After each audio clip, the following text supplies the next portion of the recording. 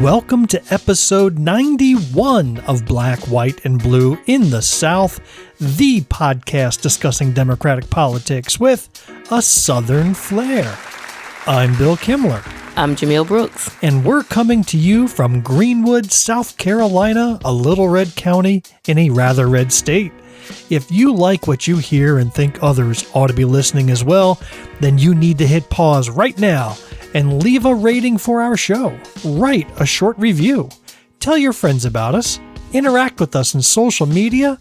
Or better yet, sit back and enjoy this special episode we've produced to entertain you as Jumelle and I are currently enjoying a little summer break.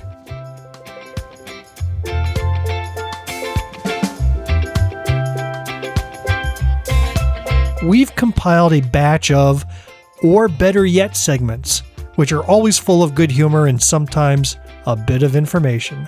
But we can't wait to get back on the air and share our thoughts on what had to be the most interesting primary election season South Carolina has seen in decades. And now, on with the show.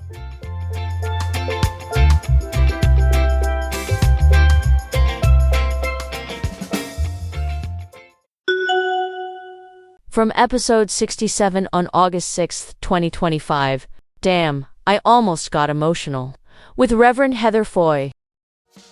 Or better yet, let Congressman Ralph Norman, who just announced his candidacy for governor of South Carolina, the same congressman who brought a loaded gun to a meeting with Moms Demand Action. We need to let Ralph Norman know... Hold on. Sorry, just, a CNN alert just popped up on my computer. Did you get on your... you don't get that on your phone, do you? No. Apparently, the White House is on lockdown. Hold on a second. You know, I've always wondered if we would ever have a... Wait a minute, Bill. Is today the day? No, I always wondered if we'd have breaking news happen while we're recording. Bill, is this a Bill moment? No. Give me a second. In fact, there's a broadcast happening now. Let me pull it up so we can see what's going on. This is crazy. All right, we're gonna watch this live and then react to it. You ready? Or I'll pull it up on the screen. There we go. Oh. Developing situation in Washington where just moments ago the White House was evacuated. Sources confirming that President Trump, as well as many key members of his administration, were rushed out of the building after the White House's trans alarm went off. Footage here showing the moment that infrared estrogen sensors detected a large spike in gender fluidity within dangerous proximity to the West Wing. Trans. ONN's Jason Copeland joining us now. Oh, this is serious. The latest. Jason, what can you tell us? Yeah, Dwight, Secret Service has confirmed that this was in fact not a test, but rather the trans defense system we'll be talking about this for initiated by years. a trans person detected within the White House's cisgender-only radius. Now, per protocol, President Trump, as well as other members of his cabinet, have all been urgently outfitted with hormone-proof vests and ushered deep below ground into their traditional values bunker for their ultimate safety. A frightening scene. We're hearing reports of White House staff barricading themselves in their offices, texting loved ones, just waiting for Secret Service to tell them their pronouns were safe. Jason, just how close did this nonconformist get to entering the Oval Office? Yeah, well, you know, I've spoken with some sources here that are still working to determine the severity of the threat. What we do know is that this trans alarm system is, of course, known to be hypersensitive. Vice President J.D. Vance has set it off on multiple occasions with his eyeliner, for instance. So false alarm still a possibility. But, you know, with the president's love of gender norms at stake, Secret Service isn't taking any chances here, Dwight. Can never be too careful. Thank you, Jason. We'll have more from you later in the hour. But coming up next, living with climate change. Hear why some scientists believe the key to surviving rising temperatures could be shorter shorts. Wow. This is like our 9/11 moment. We'll be talking about where were you when for many, many decades to come. You know what? I'm not a fan of Trump and his cabinet, but I am going to pray for their safety during this very trying time. My gosh. Oh, my heart is legit pounding right now. How about yours? It is not. I hope you get covered in trans. I love it. All right. Did I get you good? You did. Did I get you good? You did. I immediately went to CNN like, no, y'all didn't skip me. Well, let us know what you think by dropping us a note at blackwhiteblueinthesouth@gmail.com. You can also interact with us on Facebook, YouTube, Instagram, TikTok, Threads, Mastodon, and Blue Sky. Just take a quick peek at those award-winning show notes on your podcast app where you can find links to all of those accounts, the news items we talk about, and more. Well, what a way to start the show now that we are full of adrenaline. Yeah. Yeah. You know, I'm going to do a special episode just with the noises you make sometimes, like that, yeah. You know, and I can add to it at least 10 hours worth of noises. And yeah. Only if you include the facial expressions can you do it. In fact, I'm going to turn it into one of those ASMR sounds, you know, you can fall asleep to. Just Jumelle going, zoom. You know, she makes the best noises. Yeah.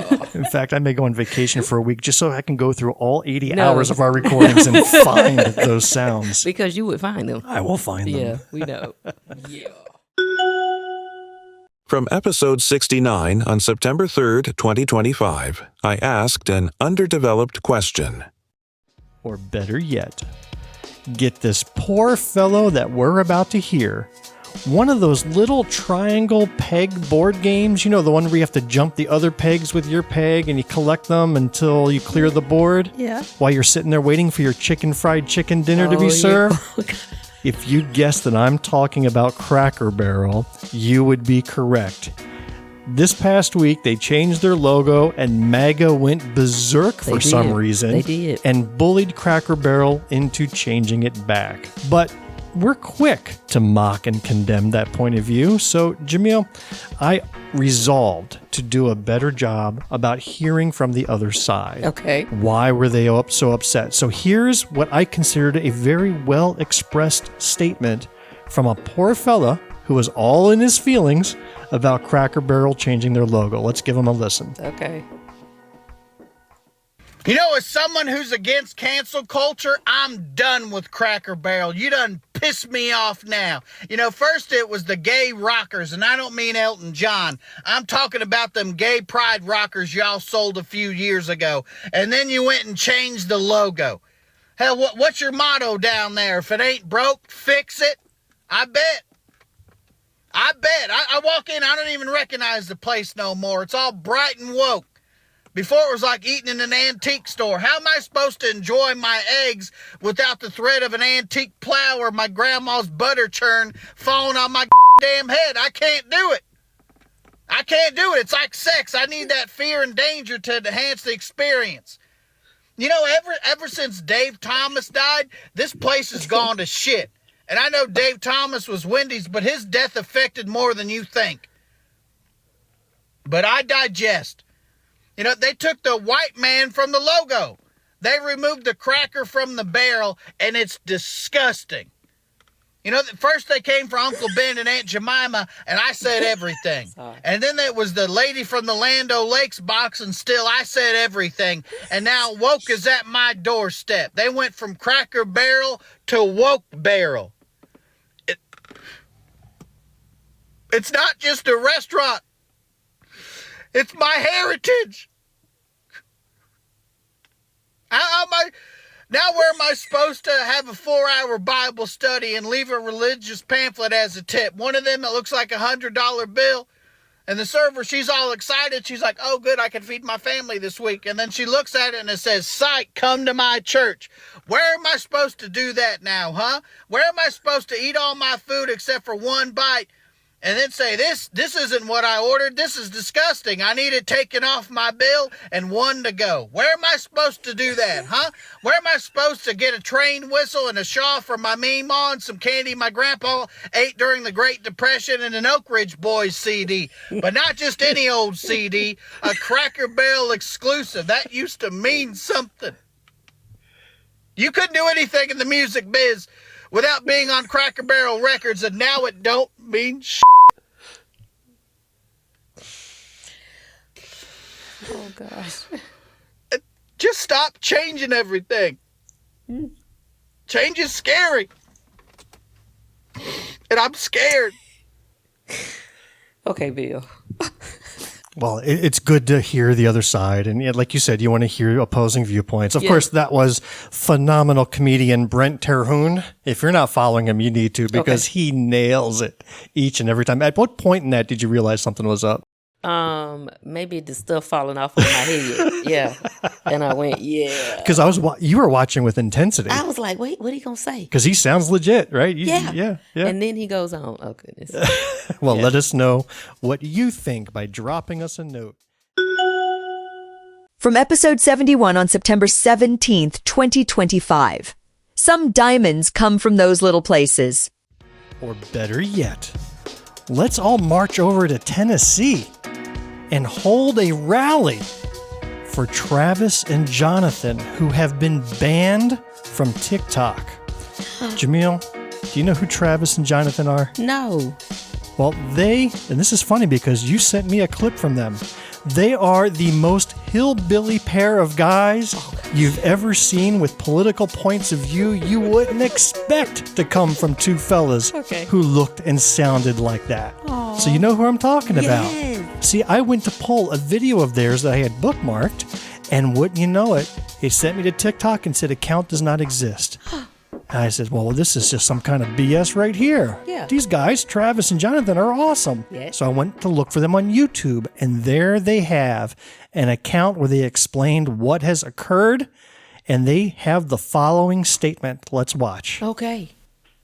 Out of hell with TikTok. I don't give a damn. I don't have to be on there. TikTok can stick it up there, you know what. We permanently banned forever and ever, whatever it is. I guess whatever it is we did on there is banned. Yes, may have been us talking about Trump and Epstein. Oh, is that what it is? TikTok, we put up stuff and people say, I wish my peepaw was like that, or why don't you talk some sense into my daddy, or whatever. And that was nice. And we're like, yeah, we're better than all them other men. But something we said made TikTok mad. One video we got a strike. It was the one where I was talking about Donald Trump and Epstein being models of male friendship in this age of loneliness. You know, business leaders, pedophiles out there showing us what it was like for two men to connect and, you know, emotionally support each other. Yeah. You can't put all that on your wife or your underage girlfriends. We're doing satire. Political satire, yeah. I don't really think you should look to Donald Trump and Jeffrey Epstein to be models of male friendship. For anything. Nothing, male friendship, any kind of friendship, human decency, anything. Don't look to them to do it unless you a hateful, ignorant bigot. And a pedophile, I guess. One of them is for sure. One of them is for sure.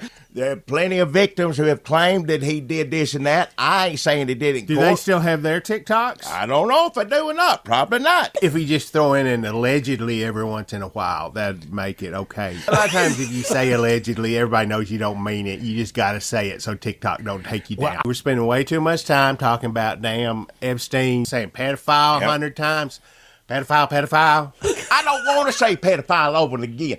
Trust me, there's a million other words I'd rather be saying all the damn time. It's because it's in the damn news every day. It's in the damn news. I ain't the one coming up with it. I guess about the only place you don't hear pedophile anymore is Fox News, where you used to hear it 24/7. Nowadays, you don't hear nothing about that. Don't hear nothing about the current economy. So they took that down, and then next thing I know, the whole thing has gone down. Yeah. You can't talk to real people. They don't tell you nothing. They said something about misinformation to us. He just fired the person that come out with the job reports. The TikTok needs to worry about that. Not my dumb ass. Excuse my language, but hell. I remember them. They are hilarious. Well, let me burst the bubble a little bit. Aw. Travis and Jonathan are Travis Harmon and Jonathan Shockley. And while they're truly from Tennessee, they actually moved to LA like 10 years ago. Aw. And these are characters they formed. They are theater people. All right. So those aren't real hillbillies. Okay. That's just the character, the personas they've created. Yeah. But man, they are 100% entertaining. They are good. They're good. And everything they said up there was hilarious. Yeah. So they're off TikTok. So if you want to find them, you can find them on YouTube. Just visit the show notes in our episode here. Keep following them. From episode 72 on October 1st, 2025, Tough Times for Non-Profits. with Teresa Goodman. Or better yet, go out and protest for a cause you feel strongly for. Exercise that First Amendment right of freedom of speech and the right to assemble. But make sure you protest the people who are actually in charge and can do something about that cause of yours. So what am I talking about? Well, recently, Kamala Harris was in New York City. And you know why she's roaming around the country now, right? Yeah. We were just talking about it pre-show. What's she doing, Jumelle? She is definitely promoting that book, 107 Days. 107 Days. Brand new book. We both have a copy of it, and we may have a review in the next month or so. We'll have to dive into some of the best. Yeah. Well, she was at a book event in New York City recently, and she is on stage with a fellow who's interviewing her and her book in the background, and the audience is full of people there to watch her. And there was a protest that broke out. Let's take a watch. Legacy is genocide! The blood of the Palestinians is on your hands! You pledged your full support for Israel while they shot babies, while they blew babies up, while they burned Palestinians alive! Your legacy is genocide! You care more about protecting an apartheid state than defending the rights of Americans! Shame on you! Shame on you! Shame on... First of all, the guy's wearing a mask, right? So you can barely hear what he's saying. He's all muffled, but watch what happens, because Kamala then speaks. Let's bring the temperature down. Let's bring the temperature down. Unlike the current president of the United States,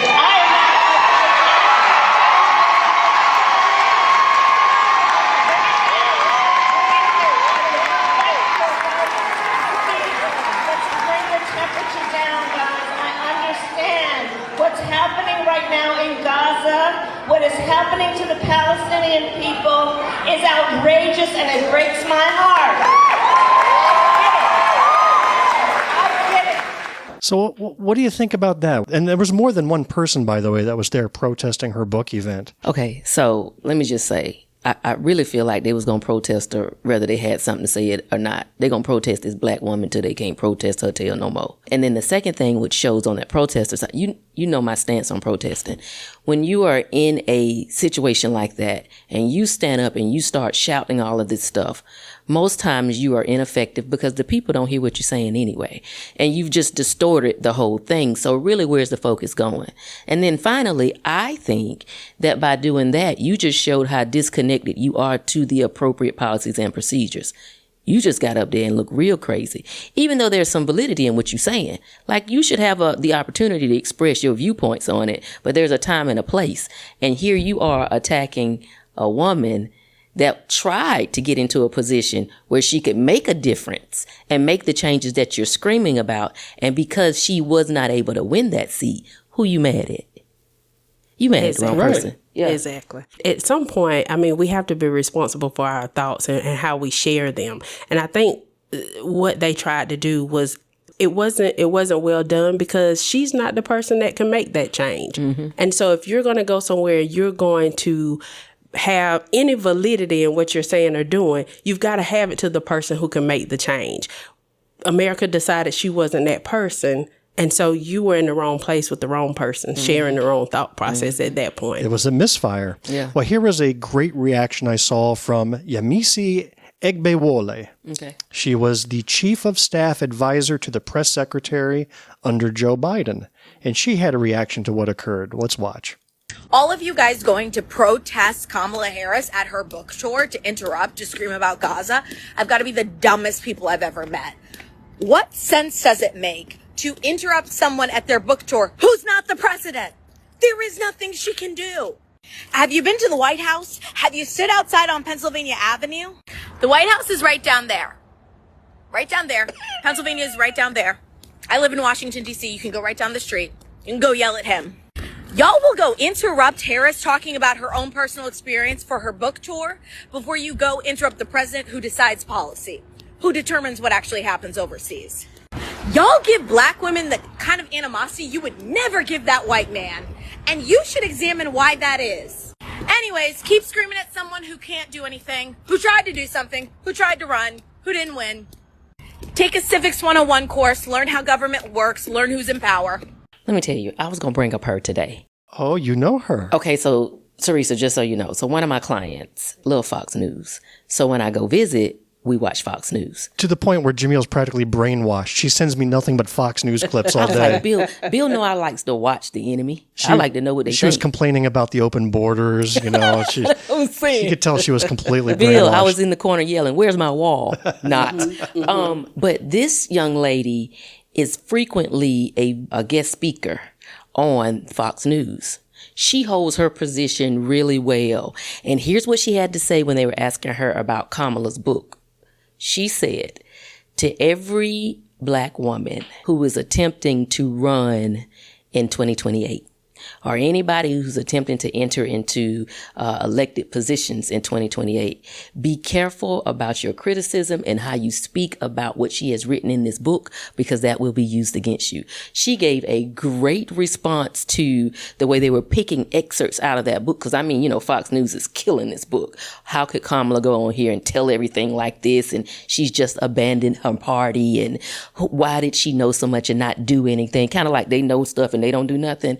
So they were just tearing Kamala apart, and she was interviewed and they said, so what do you think? But she comes on that segment frequently, and she held her own and said to all black women, especially black women, watch how you handle Kamala in these next couple of months if you are trying to go and be ready for a 2028 election. Mm-hmm. I think she did well, so I'm glad you showed her. I think she's going to be the next press secretary when the Democrat takes that office back. She's good and she's worth it. Indeed. Yeah. Indeed. So well done. From episode 74 on October 15th, 2025, The One Thing Americans Love More Than Guns, with Jonah Cooley. Or better yet, stop attacking pedophiles. Yes, you heard me, Jumelle. We need to leave those poor picked-on pedos alone. At least that's according to Texas Senator Ted Cruz. Have you heard this yet? Yes, I did. Oh, my goodness. Well, let us go over and listen to what Mr. Cruz had to say on the subject. Now, Senator Booker also said we should have bipartisan agreement. I think that's a great idea. We should have bipartisan agreement. How about we all come together and say, let's stop murders? How about we all come together and say, let's stop rape? How about we all come together and say, let's stop attacking pedophiles? I want you to look at what happened when the National Guard went to D.C. Well, you heard it there first, ladies and gentlemen. Every time I hear it, I just go straight face. But if you attack his wife, then he'll endorse you for president. Yeah. Right? Right? It was attacking his wife. Wasn't his father as well? His father killed JFK. Kennedy? Yeah, right? yeah. So anyhow, that was quite the about face from a stalwart of the Republican Party, wasn't it? Yes. It's amazing how far they've fallen. Yes. From episode 75 on October 30th, 2025. If it ain't in there, it's game. Or better yet, develop a strong speaking strategy for dealing with BLAGA. Jumelle, do you know what BLAGA is? Black MAGA. That's exactly what it is. You didn't even have to think hard. No. So we need a strategy for dealing with Black MAGA. Can you believe that there is such a thing? I can't believe it at all. Black Republicans, I'm cool with. Yeah. Black MAGA? It's crazy. That is a concept that's tough to get around. So what I'm going to play for you here is a clip from the David Pakman Show. David Pakman is an internet personality. He has his own podcast on YouTube. And then there's another TikToker named Joy and Progress. Okay. And her name's Rhea, but that's her handle, Joy and Progress. She was watching this clip of the David Pakman Show. So I'm going to show both side by side. Okay. As David Pakman fields a phone call from a member of the BLAGA community. Okay. Let's watch this.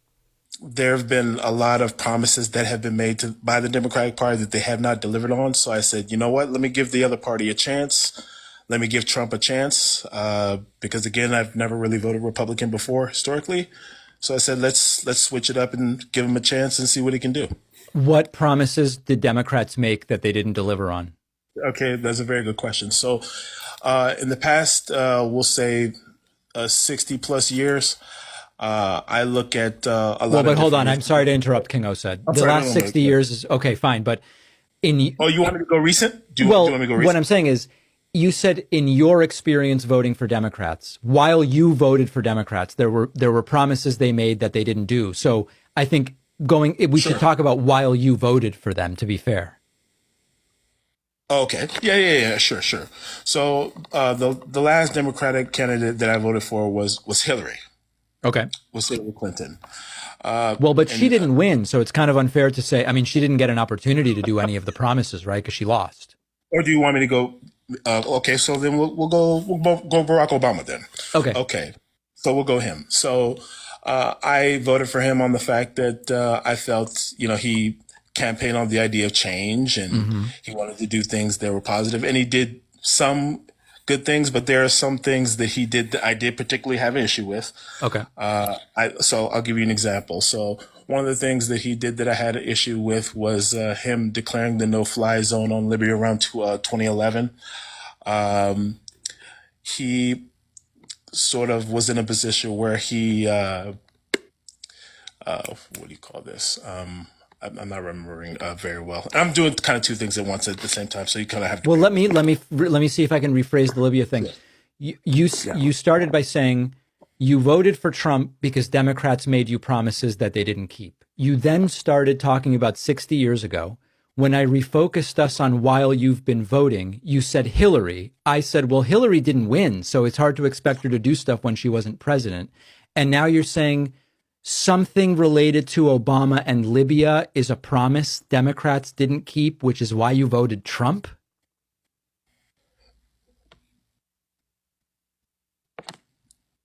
I love her reactions. I'm sorry. Can you hear me?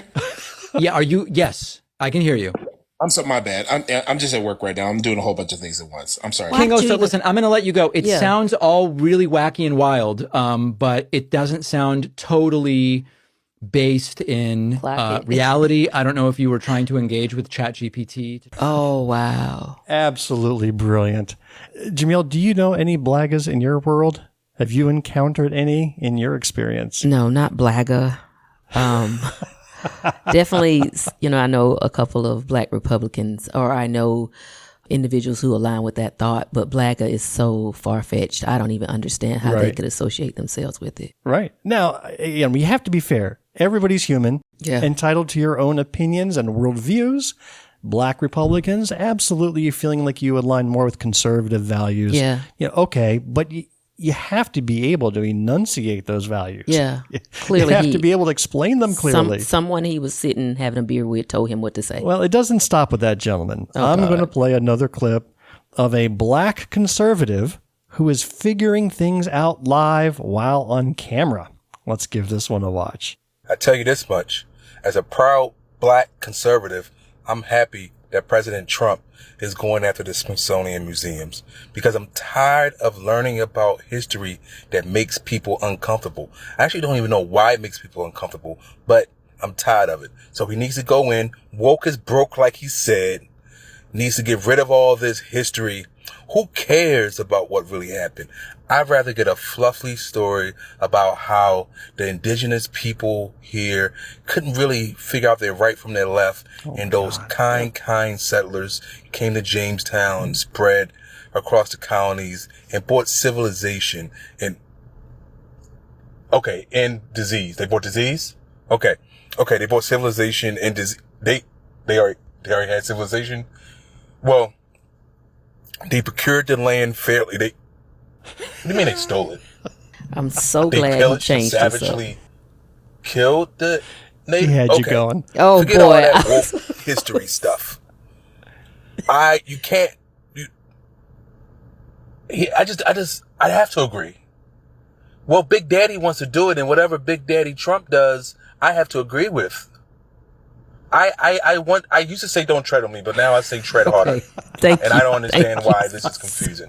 I used to be about small government, but now I want the government to have its thumbprint on every single business in the United States. And if that business does not comply with this administration, it needs to go. So I guess I'm just a bootlicker. Well done. Ooh, now that one almost caused a little heart palpitations. Well, I'm glad you survived that, Jumelle, and all is right with the world again. That was Jiggs the Storyteller, playing the role of a proud Black conservative, and he's a genius. You can find links to these videos and their creators in our show notes. Let us know what you think. From episode 76 on November 12th, 2025, The Least Political Politician I've Ever Met, with Dr. Jermaine Johnson. Or better yet. This is a tradition on our show where we open with the better yet. Our better yet for this week is send a case of Delulu pills to Republican leaders in Washington, D.C. Jumelle, do you know what I mean when I use the term Delulu? No, Bill. You've not heard that phrase before? Well, yeah, that means crazy. Somebody's crazy, but is that what we're going to describe them as? Well, close. Jermaine, what do you know Delulu mean? Well, my 12-year-old exactly tells me that that's how they use it when they talk about someone who's delusional. You hit it right there. Yeah. That's just me. Here, there's a little correct answer buzz right there. That's just Geezer Bill trying to use hip language to connect with the youth. Amen. So Don't, Bill. Don't. I think it worked well. So why do Republican leaders in Washington, D.C. need a case of Delulu pills? Because they are absolutely delusional about what transpired last week in the elections nationwide on November 4th. Let's just take this quick running list here. We had a Democratic governor, lieutenant governor, and attorney general in Virginia. We had a Democratic governor in New Jersey, a Democratic mayor in New York City, Democratic state Supreme Court justices in Pennsylvania, Democratic statewide commissioners in Georgia, Democrats breaking the supermajority in Mississippi. And Democrats passed Prop 50 in California to combat the gerrymandering in Texas and elsewhere, and even right here in South Carolina. We had Democratic wins for city councils in Greenville, Seneca, Irmo, Aiken, Casey, Georgetown, and Rock Hill, as well as mayoral races in Lamar, Batesburg, Leesville, Lyman, and others. Yeah. Quite a few of these were even flips from red to blue. Yeah. So it was a good week. So with all of that, how did Republican leaders and the media respond? Well, let's start with the top of the matter here. We have a quote here from Donald Trump up on the screen where he typed that night, "Trump wasn't on the ballot and shut down were the two reasons that Republicans lost elections tonight." And that was, according to pollsters, is what Trump said. Now, did Trump actually write that? What's your guess? No. Definitely not. Oh, wait, no. I think he wrote the first line. Maybe. But the fact that he's got the punctuation correct and the comma is inside the quotes, there's no way he did that. No, he didn't write. Right, He didn't write that. My bad. So that was Trump's immediate response. Then you had Mr. Mike Johnson. Let's take a look at what he had to say. I don't think the loss last night was any reflection about Republicans at all. I think people are frustrated and angry, as we are. I am. The president is. And we express that different ways. But look, we look forward. We're looking forward to a great election running on our record. And we're gonna get all of our incumbents reelected, and we're going to add to the number here. So that's the answer. Not a reflection. Record? Oh my God, man! Oh my God! Lost every race nationwide, and it was not a reflection. No, it wasn't. But the best take, I think, was on Fox News. Your favorite show, Jumelle, remember? I knew you were going to say Fox that. News. On Fox News, on the Laura Ingraham show, they had this amazing take. So by winning, Democrats are, in a way, losing. Yep, there's a spin for you. I mean... So a full case of Delulu pills it is. Pack it up and ship it. Let us know what you think by dropping us a note, black, white, blue, in the south @gmail.com. You can also... From episode 77 on November 26th, 2025, start with the dirt first with Stacey Mars. Or better yet, turn green with jealousy because guess whose wife got him tickets to see this famous comedian? Uh-oh. Oh, I can't believe it. Spanish? He's going to speak Spanish? That is comedian Josh Johnson. No way. How about that, huh? You are. One of the most Wow. brilliant comedic minds out there and one of the best storytellers. Carla really got you tickets? Carla got us tickets. Got us a pair of tickets to go see him in Charlotte in April. How cool is you are that? So lucky. Now, Carla is opposite of me in the political realm, believe it or not. And I was surprised the other day as she's walking around the house listening to Josh Johnson playing on her phone. Really? And I said, you like, oh yeah, I love him. I'm on his mailing list. I go, really? Oh, I like him too. Next thing I know, she is like coy with me and she says, I got your birthday gift. My birthday's in December. She says, I got your birthday gift, but I want to tell you, but don't, if you don't want to know, I don't want to know. She's like, oh, I want to tell you though. So that lasted about 30 seconds, and finally she had to spill the beans. Wow. That she was on his mailing list and got an early alert for 2 shows in a small comedy club in Charlotte. Wow. And they sold out within 10 minutes. I And bet she so. she got a pair of tickets. Wow. So I am psyched. So anyway, I want our listeners to hear Josh Johnson. He is a brilliant mind. He's been for years a writer and a host for The Daily Show. He's a highly successful touring comic, young guy too. Just a genius. Yeah. Just a genius. But I want you to hear this clip of him talking about Bad Bunny. Who's Bad Bunny? That was a great clip. Right? Bad Bunny is the Puerto Rican rapper, singer, record producer who was tapped on the shoulder to do the halftime performance at this upcoming Super Bowl, which blew MAGA's mind. Couldn't take it. Sent them into strokes and conniptions and aneurysms, and they're to this day, they're still upset about it. Yeah. So this is Josh Johnson talking about Bad Bunny. I'm gonna have to sit there and listen to somebody sing and rap in Spanish. I already had to listen to rap.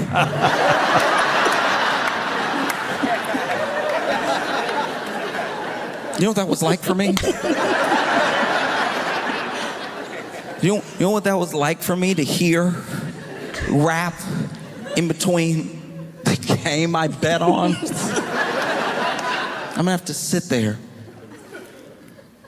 and listen to somebody Spanish. I'm gonna have to sit there listening, watching the Super Bowl halftime show to Spanish. I'm gonna have to sit there with my guacamole and my chips in my lap, listening to Spanish.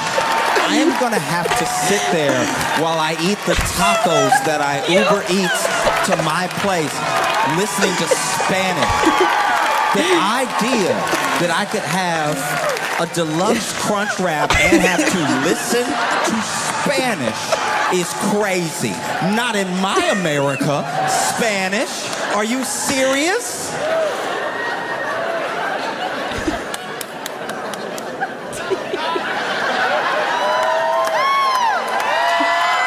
I can't believe I'm gonna have to listen. I want all the Spanish in my mouth. I don't want it in my ear. Yep. Absolutely brilliant. An interesting thing to remember about Puerto Rico, and this was an article from the Conversation news feed that I follow. It is home to 3.2 million United States citizens by birth, right? If it were a state, which it is not, if it were a state, it would be the 30th largest by population. Wow. According to the most recent census. Hey, I'm going to give you a quick pop trivia between you and Stacy. Okay, here we go. South Carolina, more residents than Puerto Rico or less residents than Puerto Rico? South Carolina? Mm-hmm. Remember, Puerto Rico would rank 30th. Where would South Carolina be? Not 30th. Oh, yeah. Higher or lower?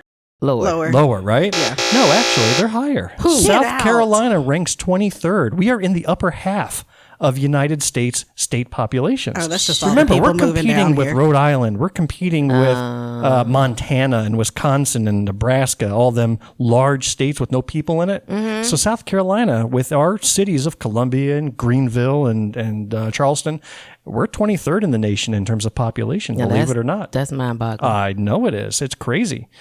But anyhow, the sad thing is that it is a colony of a bygone era of U.S. overseas imperial expansion. I'm quoting this article now. Okay. Puerto Ricans do not have voting representation in Congress. That's true. And they do not help elect the President of the United States. That's right. They're also divided over the island's future. If you go to Puerto Rico and ask around, most either want U.S. statehood or some enhanced form of their Commonwealth status, but there are a few that want complete independence from them entirely. Anyhow, it's funny that the Super Bowl has had performers like the Rolling Stones and Phil Collins and all these other Coldplay and all these other performers from overseas, nobody batted an eye saying it wasn't American. Right. But you bring in an American, Bad Bunny, Yeah. they lose their freaking minds. Crazy.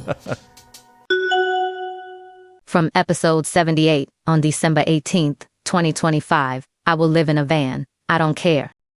Or better yet, get your hearing checked, especially if you are Republican Congressman Tony Weed from Wisconsin. Here is a clip from Representative Weed, where he was serving as the House Speaker pro tempore. Okay. Do you know what pro tempore means? No, tell us, Bill. A pro tempore is Latin, which translates for the time being. Yes. Pro tempore.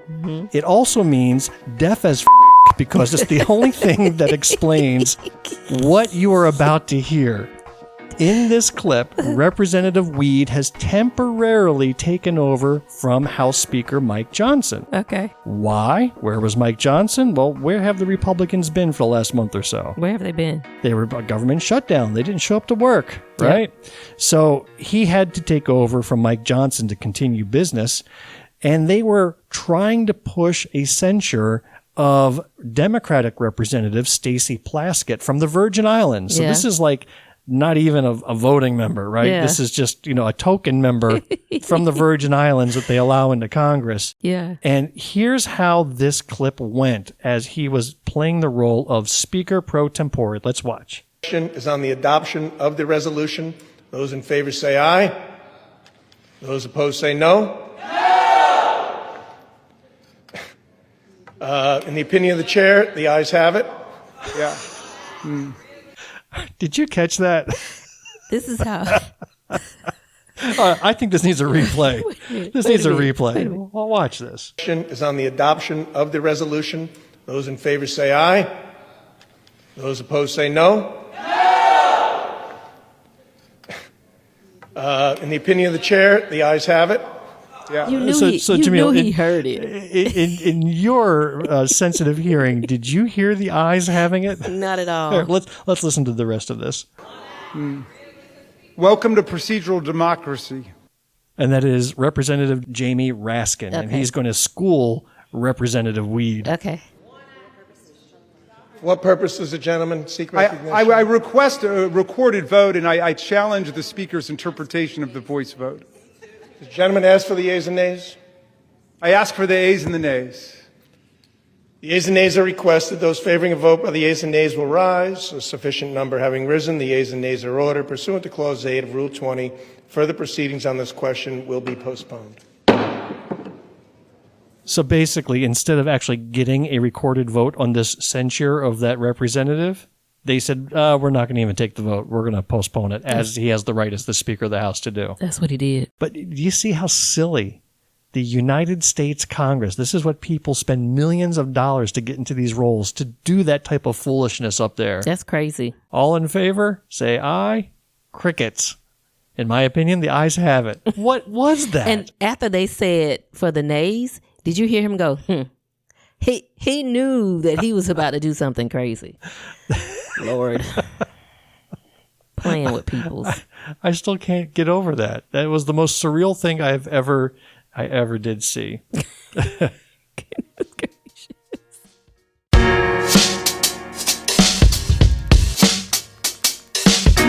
And that's a wrap for this episode of Black, White, and Blue in the South. We hope you enjoyed what you heard today.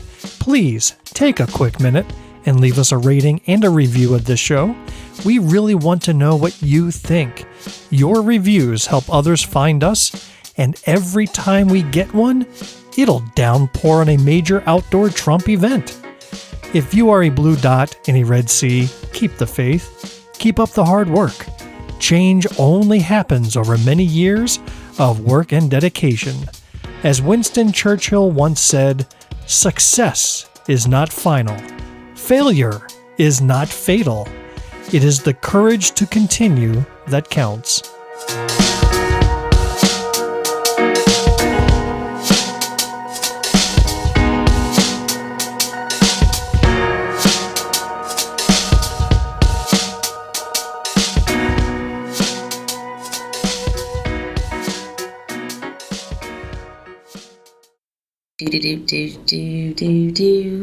The end.